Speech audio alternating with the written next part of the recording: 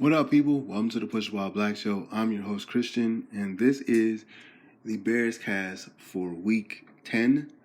And the Bears win one against the Lions, 20-13. Let's see here. The Bears made it interesting. The Lions made it interesting based on what they had to deal with. But let me get you to the Bears to break down what the Bears actually did before we go into like what happened with the Lions and how interesting this was. Mr. Trubisky played okay. Statistically, it wasn't the good game. It wasn't a mind-blowing game, but it was okay. 3 touchdowns, 16-23, 173 yards. David Montgomery, 17 carries, 60 yards. Tariq Cohen, 14 yards and 3 carries. Mr. Trubisky had 3 carries for 8 yards. Taylor Gabriel had 1 carry for a negative yard. That was on a reverse. Receiving, Allen Robinson, pretty solid game as always. 6 receptions, 9 targets, 86 yards. Taylor Gabriel, 4 receptions, 39 yards, 1 touchdown, 6 targets.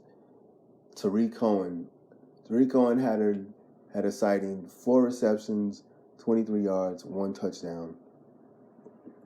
And Ben Broniker, and this I believe was in place of Adam Shaheen. He was a healthy scratch today.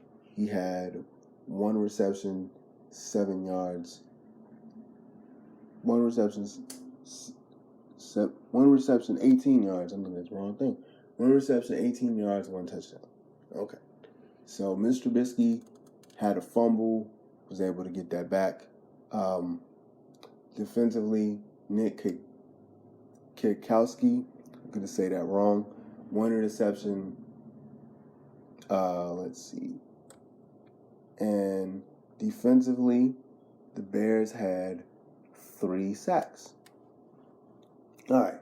So that's basically statistically what happened.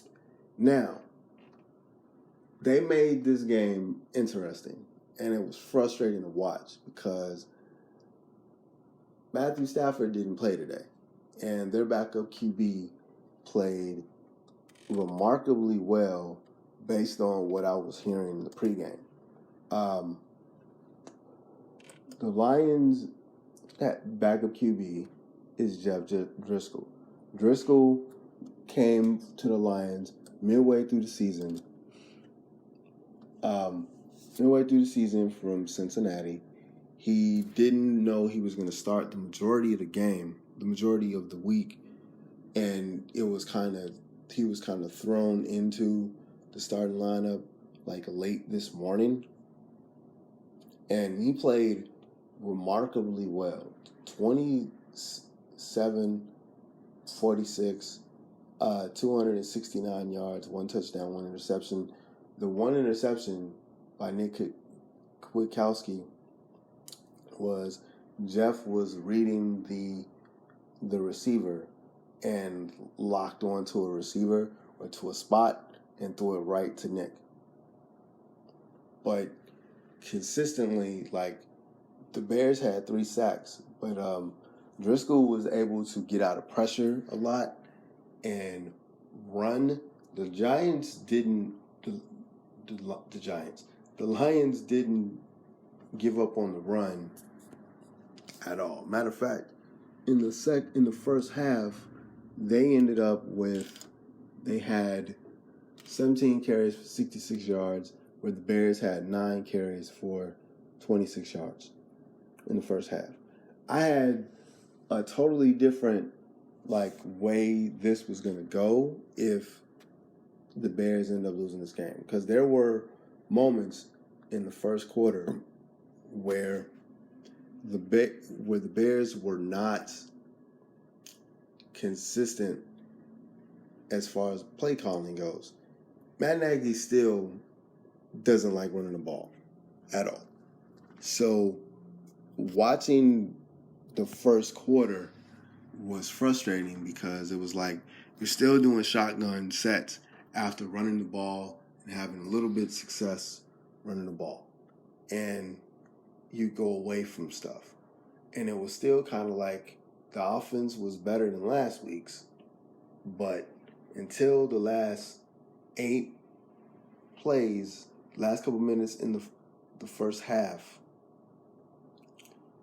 by Mr. Trubisky, like Mr. Trubisky is going to have, this is weird because I said last week that I feel like we were lied to as Bears fans because it seems like the Bears have the season that we're having this year is the season that we were going to have last year, and we're trying to figure out what we have in Mitch. And it's weird because Mitch had a good few series, like in the third quarter and in the beginning, at the end of the second quarter and in the beginning of the third quarter, where Mitch had a couple of good runs of plays and everything was going well. And let's see here. Let's see here. Everything was going well in the third quarter. Bears had 13 points, and everything was going well at the end of the second quarter.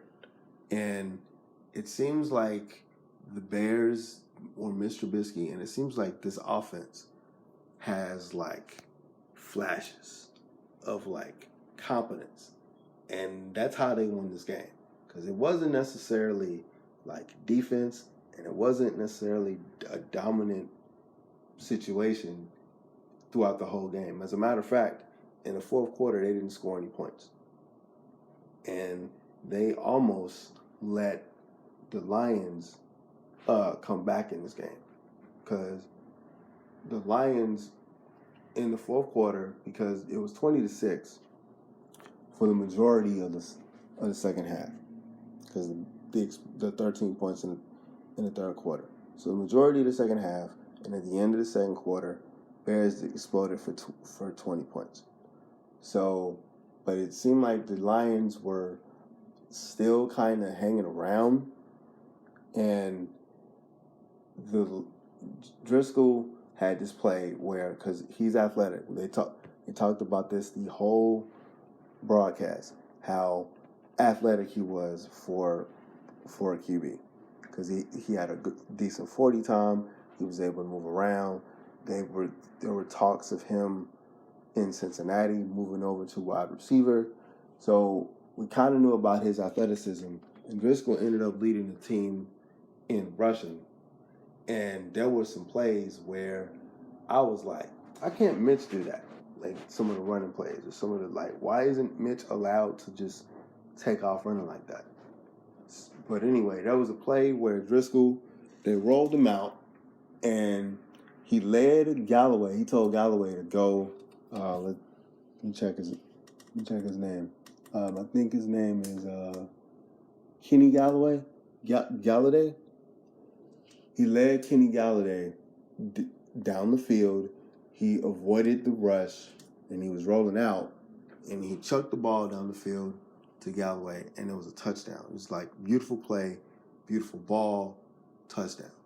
And for the majority of the fourth quarter, Bears couldn't do anything offensively, and defensively they couldn't get the Lions to get a turnover.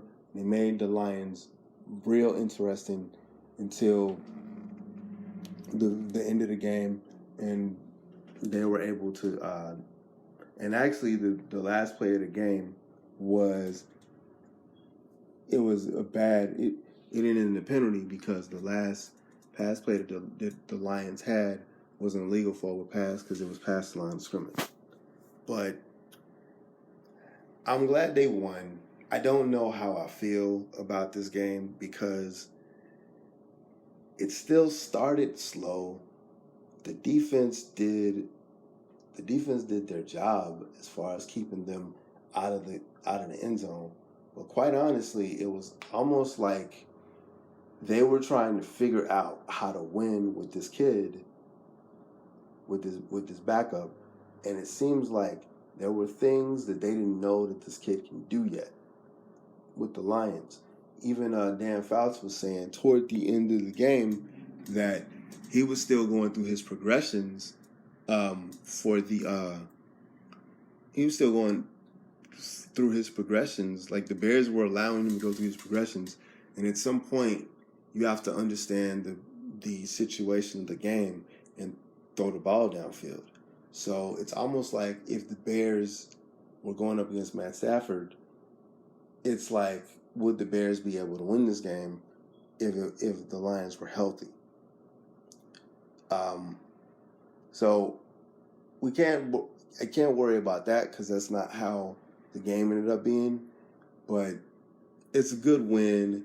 But there was still some things that I didn't like seeing, and the fact that a second-year QB, 6th-round draft pick, had a career year against the Bears, or had a career game against the Bears defense, is still concerning a little bit. The Lions are decent. The Lions aren't necessarily good. The Lions aren't necessarily bad either. And the Bears aren't necessarily good and aren't necessarily bad. And I could say that because the defense is still good. Because defense is still, they're still ranked ninth. They're not world beaters like we thought they were going to be, but they're still ranked ninth. So the Bears can, all things considered, was supposed to win this game. I just didn't like how they won it. Because it was almost like the Bears did just enough to keep the Lions at bay, and the Lions did just enough to not win the game. But I'm glad to see that the Bears were able to had that stroke of offensive competency in the second half, in the third quarter, and at the end of the second quarter. And hopefully Nagy can build off of that and see what he can do. Because like I said last week, Nagy's still figuring this out. And the Coach of the Year Nagy that happened last year isn't the Nagy that we have. We have a guy that's still trying to figure out his offense. So hopefully with the Taylor Gabriel stuff and the Ben Broniker stuff, because Adam Shaheen is not what they thought he was going to be. And see who else. Adam Shaheen wasn't what they thought he was going to be. They thought he was going to be Gronk. And that's what Ryan Pace said. Ryan Pace was like, yeah, he reminds me of Gronk. And that hasn't worked. And Taylor Gabriel hasn't really...